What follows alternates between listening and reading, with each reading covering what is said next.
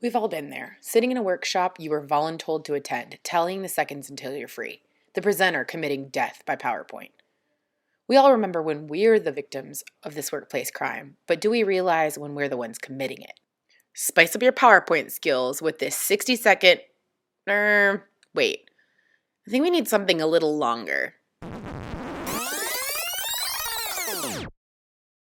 Yeah, that's it. Class is in session. So this can be done in any slide deck software. It can be Keynote, PowerPoint, or Google Slides. Once you have your background selected, choose a trapezoid, and this is going to comprise your floor. Bring in the angle of the floor a little bit so it has that three-dimensional look to it. Then create a rectangle that's going to be the back wall. This is a really basic virtual museum. For more in-depth and complicated ones, you can check out Christy Keeler's website. I just changed the background so it's a couple shades darker than the floor area is, so it looks like it's a little bit farther away. And then to create the entryway sign for the museum, I select a rounded cornered rectangle.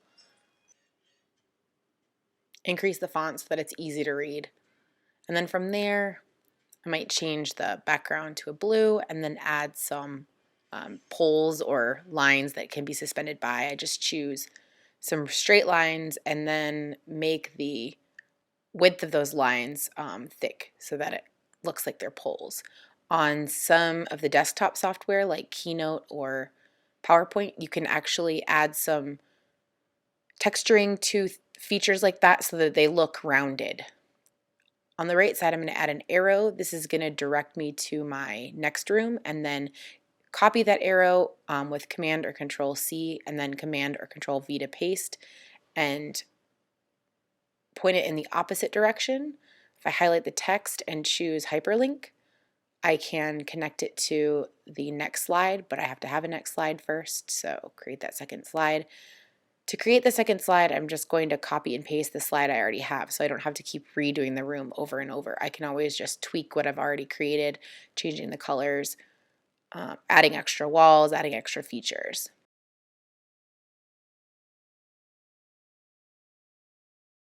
And updating the links and arrows so that they connect to the appropriate slides within the museum.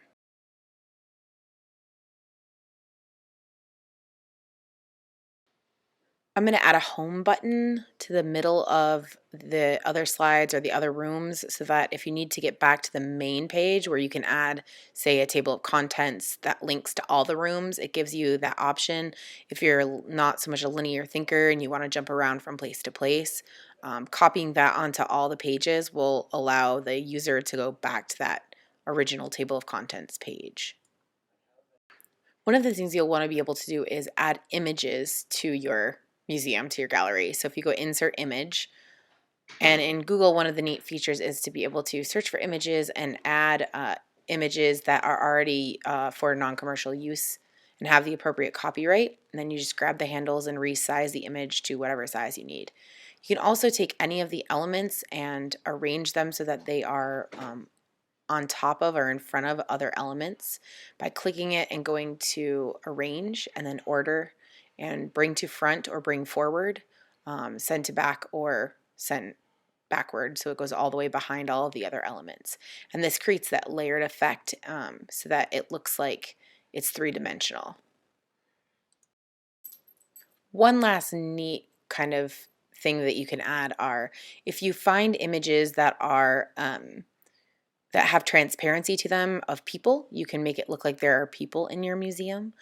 You can resize them and put them in different places so that it looks like you actually have people who are walking through your museum, and it kind of gives it a neat effect.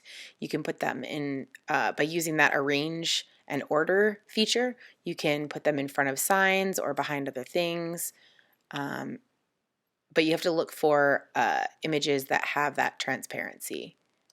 So there you go, the first couple of rooms of your first virtual museum.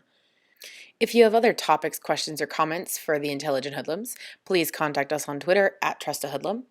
Leave a comment down there in the comments or email the Intelligent Hoodlums at theintelligenthoodlums.com. Don't forget to like and subscribe.